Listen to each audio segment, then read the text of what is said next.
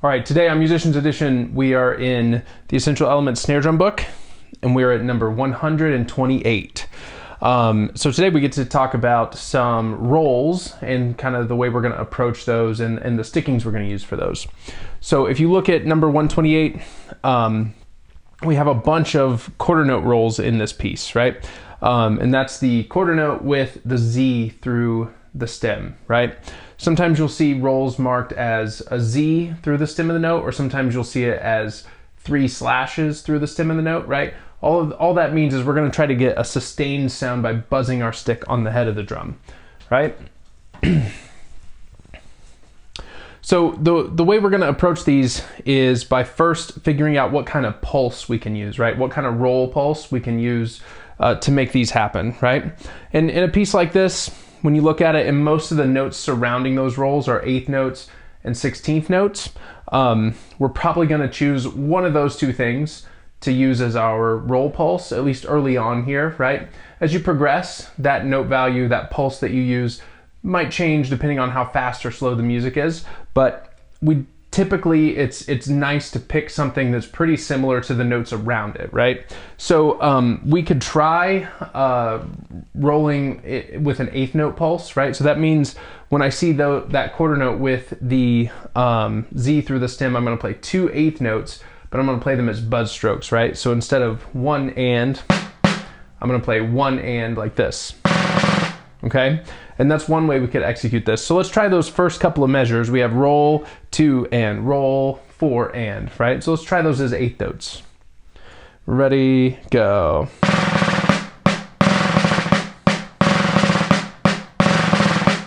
Okay, so that's one way that we could play that. The other way we could play it is using 16th notes as our roll pulse, right? So now instead of 1 and, 2 and, buzz, buzz, 4 and, we're thinking 1 E and a 2 and, 3 E and a 4 and, right?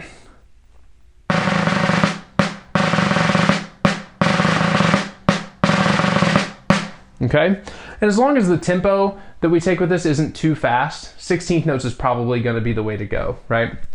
So once we kind of figured that out, a really nice way to practice this is to play it without buzzes and then play it with buzzes, right? So we're going to start by playing 1 E and a 2 and, 3 E and a 4 and then we're going to go back and play that same rhythm but buzzing on the 16th notes, right? So without the buzzes first.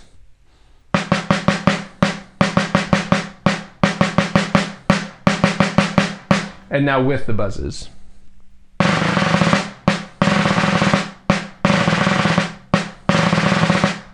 Okay, and that's just a really good way to kind of work out the timing in your hands and making sure that you're coming in and out of those rolls correctly. So I like to put this in what we kind of call a check pattern or something like that, where I play a measure without buzzes and then a measure with, and kind of alternate those two things back and forth a few times just to really get the hang of my hands moving through that rhythm. Okay, so let's do this a couple times through. We're going to play just measure 1, first time without buzzes, second time with buzzes, and then go directly back into without buzzes and loop that a few times through, okay? Here we go. 2, ready, go.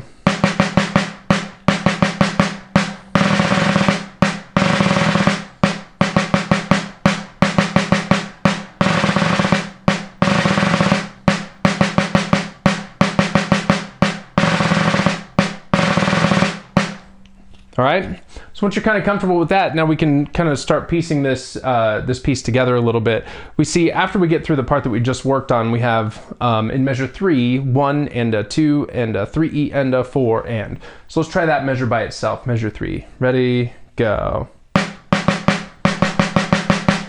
Okay, and then you see again we have rolls in measure 4 on beat 2 and then a flam on beat 4. So we're gonna have 1, roll, 3 and flam.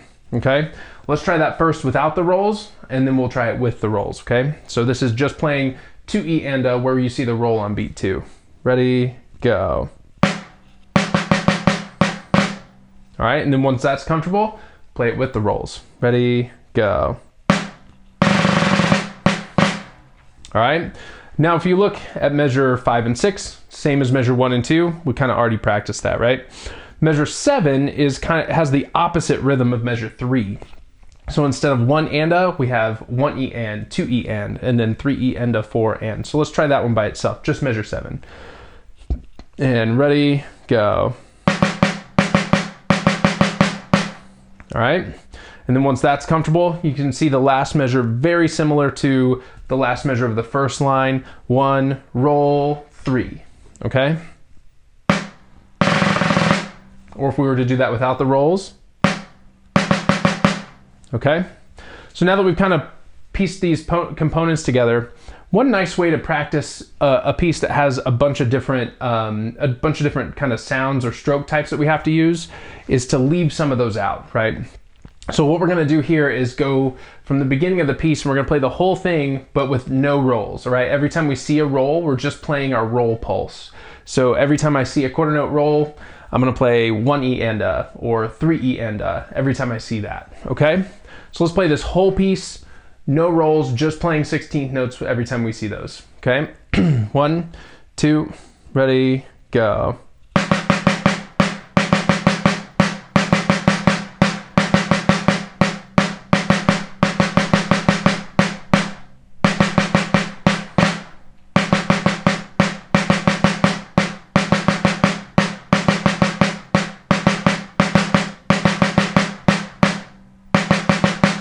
Okay, and then once that is really comfortable, or you played it a couple times, you feel really good about it, then we go back through and just add in the buzzes. All right, so here we go with the buzzes and everything all the way through. 1, 2, ready, go.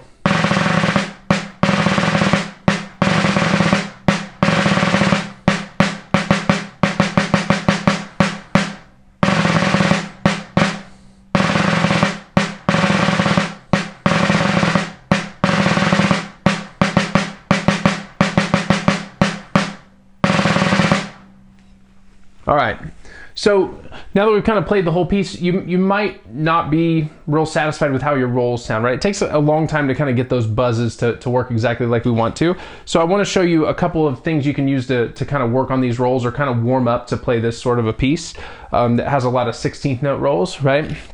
So what we're going to do is play our roll pulse for a measure without the buzzes. We're going to play 1 E and a, 2 E and a, 3 E and a, 4 E and a, and then we're going to play a whole measure of the same thing but with the buzzes, right? Let's do that one time through. I like to kind of put that sort of an exercise on a loop like we did when we were isolating that first measure earlier today. But for now, let's just play it one time through. One measure of 16th notes, one measure of 16th note buzzes. Here we go. Ready, go.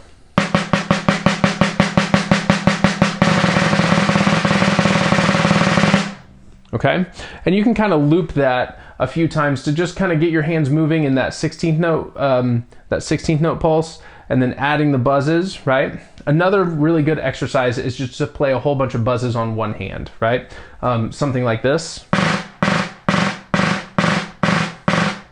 Okay, and if you kind of play a few on your right hand and then a few on your left hand, you might notice they sound quite a bit different from each other, right? And one of the things you can do while you're playing an exercise like this is try to listen really closely to your right hand, listen really closely to your left hand, see if you can make them sound the same, okay?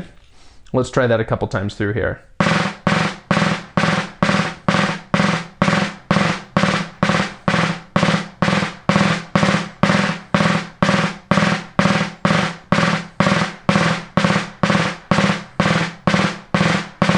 Okay, and as you're doing that, you can be listening for the length of the buzz, how long it lasts, right? And you might notice one hand is longer or shorter versus, right? And if that's the case, think about what one hand feels like when you get a long buzz. Try to make the other hand feel that way to make it sound that way, okay? You also might notice a difference in how open or how kind of tight or compressed the buzzes are, right? Open being the bounces are more spread out.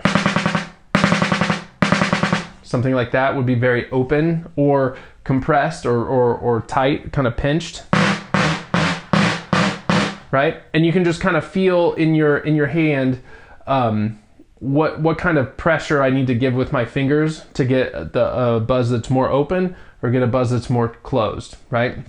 And then you can use your ear to kind of figure out, okay, how open or closed do I want those buzzes to make my roll sound nice and even, right? So things to listen for as you're playing, buzzes on one hand and then buzzes on the other hand. All right. Another really good exercise is to try to play a roll and then see how slow you can make your roll pulse and still get the buzzes to meet each other. Something like this. So I'll start out with a nice roll, and then I'm gonna slow down, and see if I can still get each buzz to last until the next one starts.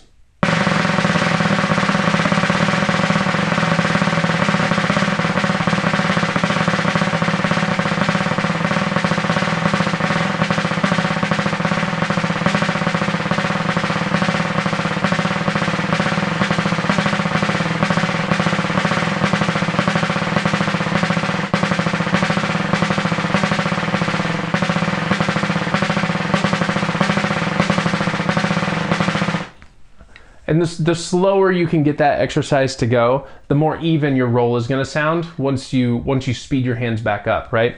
So we have playing buzzes on a single hand. We have alternating our buzzes with our roll pulse, and then adding the buzzes and alternating those things back and forth, right? And then we have playing a roll and then slowing down and seeing if we can still get those buzzes to be long enough to meet the next buzz when it starts. Okay, so all of those are really good exercises to kind of play before you practice this piece, right? Or to play at the beginning of class before class starts, if you know a piece like this is coming, right? To kind of work out that roll, get it sounding nice and even before you jump into number 128. Okay. All right, so that's it for today. Happy practicing, and I'll see you next time.